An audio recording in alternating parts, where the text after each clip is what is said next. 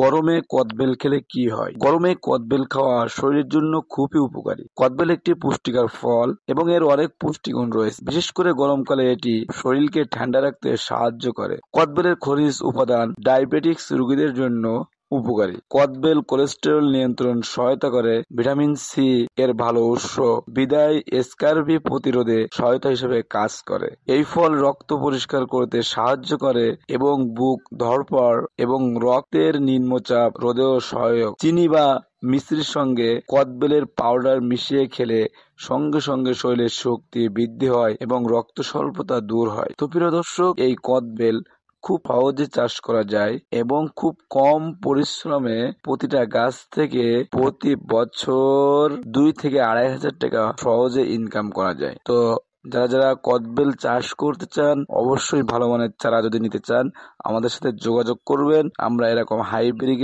কদবেলের চারা আপনাদেরকে দিতে পারবো।